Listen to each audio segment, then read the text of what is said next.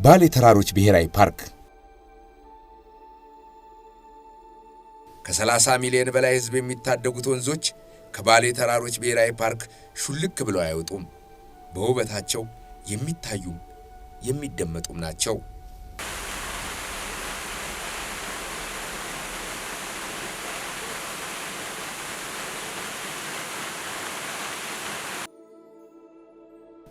ባሌ ውበት የሚጠበቅበት ፓርክ ብቻ አይደለም፣ ሕይወትም ጭምር እንጂ።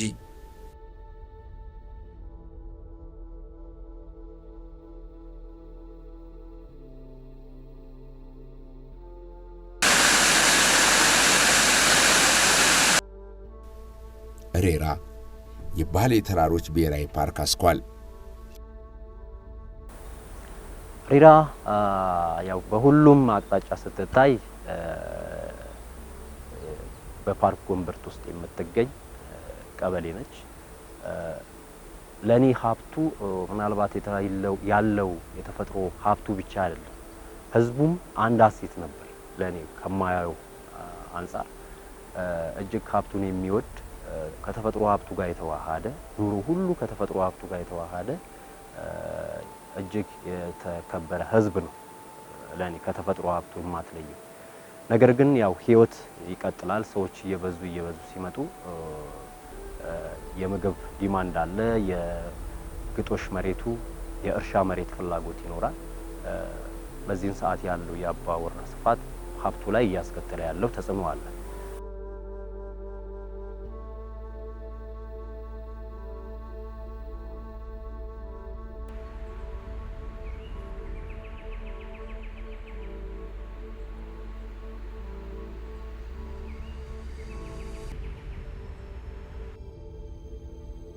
ይህ ሬራ አቅራቢያ የሚገኘው ማራኪ ደን ነው።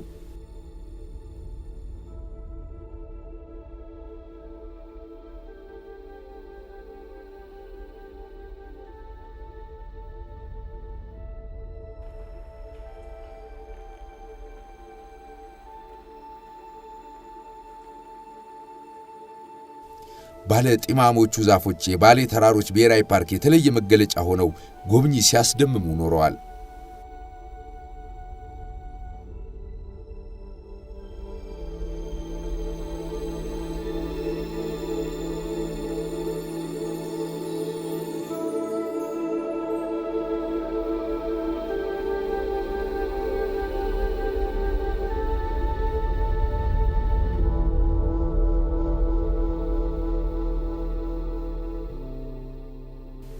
እዚህ ሲደርሱ የሚታየው የተለየ ስሜት ይፈጥራል።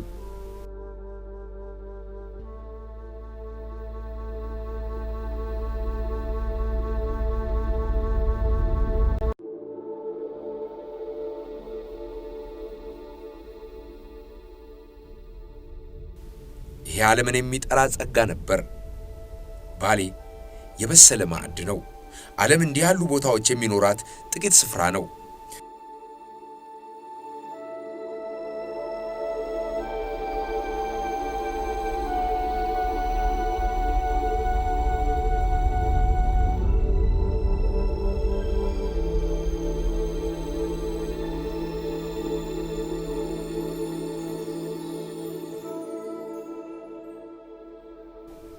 ጆን ካቢት የተባለ ሰው ትራቭል ኤንድ ሂሊንግ በሚለው ስራው ዓለምን በተራራ ስለመታከም ሊነግር አዲስ ሐሳብ ይዞ መጣ። እዚህ ስደርስ ሪፈራል ሆስፒታሉ ይሄ አይደል እንዴ አልኩ። ለቀናት ወደ ባሌ የሚጓዙ ሰዎች እንደምን ያለውን ፈውስ እንዳገኙ እያሰብኩ ነው።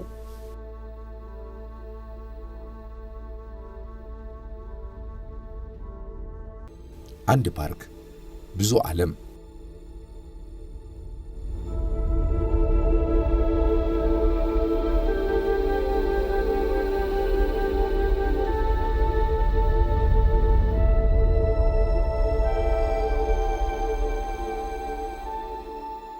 ወደ ሬራ ካምፕ እንመለስና መቆያችንን ተሰናብተን ወደ ሌላው የባሌ ተራሮች ብሔራዊ ፓርክ ልዩ መልክ እናቀናለን።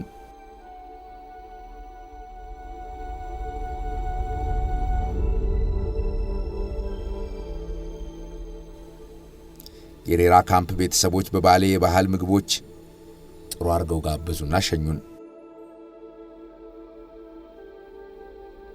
በባሌ ቆይታዬ ምስክር ሆኜ የምኖረው የምድሩንም የሰውንም እንግዳ ተቀባይነት ነው።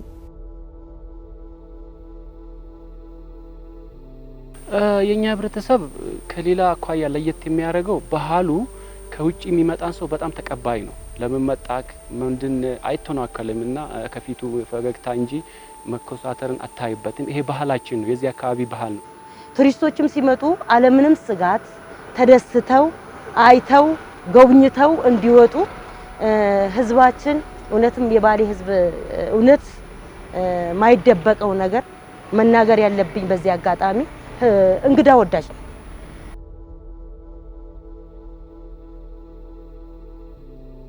ሬራን በጥሩ ትዝታ ተሰናበትናት።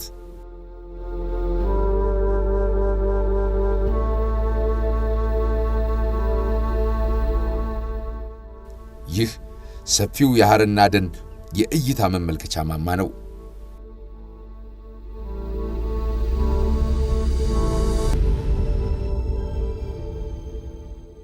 ጉሙ የሚሰራው ትዕይንት አሻግሮ ለማየት አስቸጋሪ ያደረገው ባሌ ተራሮች ብሔራዊ ፓርክ በስፋት 2150 ኪሎ ሜትር ስኩዌር ነው። በዚህ መሃል በእጽዋት ላይ በመመርኮዝ ባሌ ተራሮች ብሔራዊ ፓርክ በ5 ዞን ነው የሚካፈለው። ስለዚህ ሐርና ደን በብዛት እንደ አንበሳ፣ ጥቁር አንበሳ፣ ዋይልድ ዶግ እና ባሌ መንኪ፣ ባሌ ጦጣ የሚገኙበት ቦታ ነው። ሐርና ደን እንደ ሀገራችን ሁለተኛ በጣም ጥቅጥቅ ያለ ደን ነው። ምናልባት ከያዩ ቀጥሎ ሁለተኛ ደን ነው። ሐርና የፓርኩ ደቡባዊና ትልቁ ቦታ፣ በኢትዮጵያ ሁለተኛውን ትልቁን ደን የያዘ ስፍራ። የሐርና ደን ከፓርኩ ቅጥር አልፎ በማህበረሰቡ እጅ ስር ያለ የጥብቅ ደን ሽፋንን ያካትታል። በአጠቃላይ ከ4000 ስኩዌር ኪሎ ሜትር በላይ ስፋት አለው።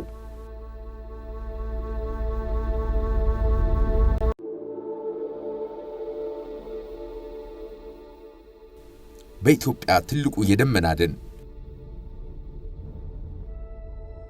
የታችኛው ክፍሉ በደረቅ የተራራ ደን የተሞላ ነው።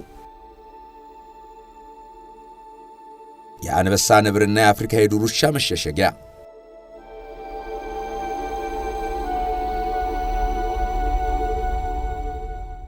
በ5 ዋና ዋና የእጽዋት ቀጠና ዞኖች የተከፋፈለው የባሌ ተራሮች ብሔራዊ ፓርክ በሐርና ክፍሉ እጅግ የተለየ ሌላ ዓለም ይዟል። ሐርና ደን እጅግ ለብዙዎች ህይወት መኖሪያ የሆነ በሀገራችን የሚገኝ ከሞይስት ፎሬስት የምንላቸው ሁለተኛ ደረጃ ላይ የሚገኝ ጫካ ነው። ሌሎች አጠቃላይ ሰብስበውት ባዮዳይቨርሲቲ ሆትስፖት ተብሎ እንደ ዓለም ከተለዩት ዓለማችን ምሰሶ የሆኑ ግን እየጠፉ ያሉ ቦታዎች ተብሎ ከተለዩትም ጭምር ነው።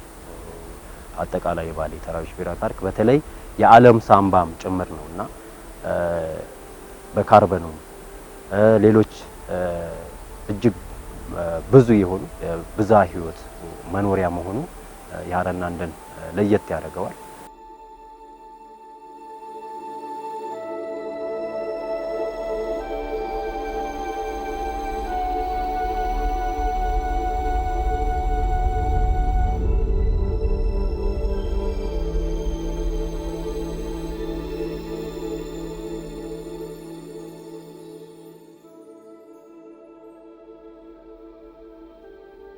ይህ ባሌ ሎጅ የሚገኝበት የሥነ ምህዳር ከባቢ ነው። አንድ ፓርክ ብዙ ዓለም የሆነው የተፈጥሮ ጸጋ እዚህ ጋር ደግሞ ሌላ መልክ አለው።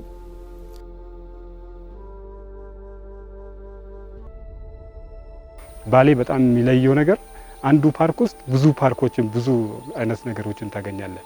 እዚህ ጋር ግራስላንድ አለ፣ ሽራብ ኤሪያዎች አሉ፣ ሃይ አልቲቲዩድ አለ፣ ፎረስት ፓርት አለ። በጣም ደስ የሚል ነው። ቶፖግራፊም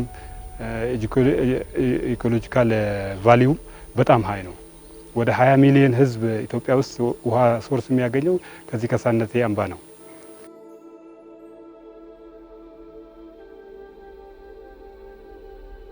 ሐረናን ሰንጥቀን ወደ ማኛቴ ያቀናን ነው።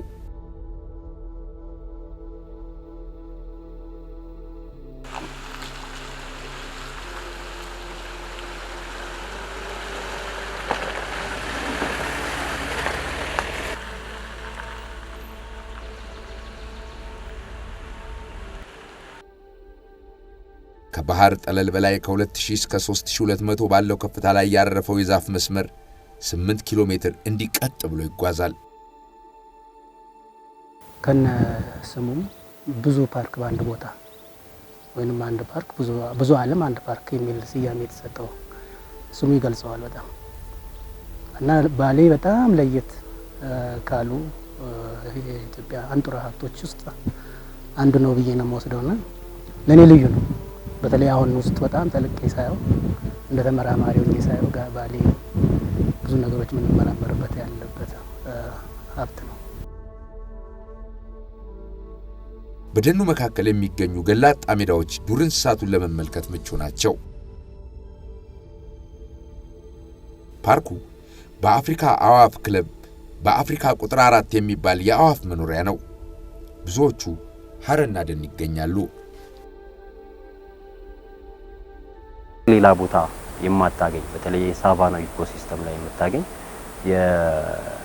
የብላክ ኔክድ የሆነ የአንበሳ መገኛ መሆኑ ነው። አንበሳ ብዙውን ጊዜ የሚታወቀው ያው ሳቫና ላይ ነው። ግራስላንድ እንደ ልብ ሮጦ ሊያድን የሚችልበት ኦፕን የሆነ ቦታ የሚፈልግ ነው። ግን በዚህ ሐረና ደን ውስጥ መኖሩ አጥፎት ያኖረበት መንገድ ራሱ ሌላ ሚስጥር የባህርና የሚገኘው የአንበሳ ብቻ አይደለም፣ ተኩላም አለ። ተኩላም ሲታወቅ እንደዚሁ በእንደዚህ አይነት ሀቢታት ነው የሚታወቀውና ተኩላም የሚገኝበት ስፍራ ነው።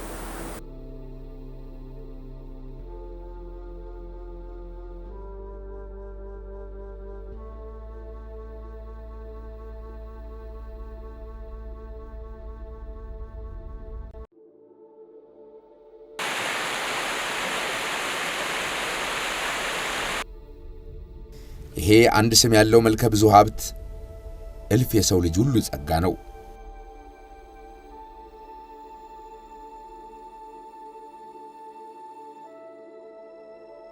የባሌ ተራሮች ብሔራዊ ፓርክ ትሩፋት ድንበር ይሻገራል፣ ለፕላኔቷ ፋይዳ አለው።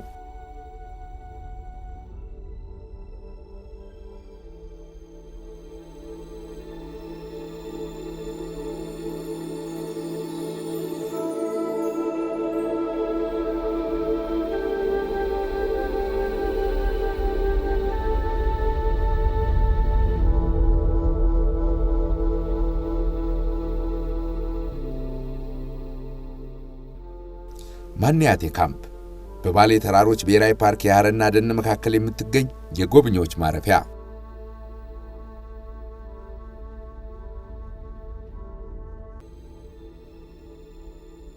ከሬራ 35 ኪሎ ሜትር ገደማ ርቀት ላይ የሚገኝ ልዩ ቦታ።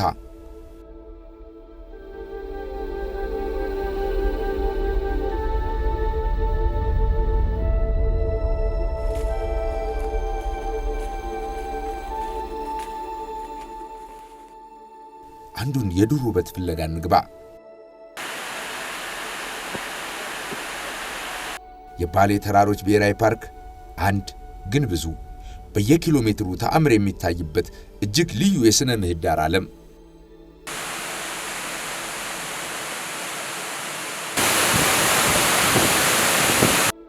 በመጨረሻም እንዲህ ተሰማኝ። ባሌ ተተርኮ አያልቅም፣ ተቀርጾ የልብ አያደርስም፣ ታይቶ አይጠገብም። ጎብኙት ብሎ ከመሸነፍ ውጪ ምርጫ አጣው።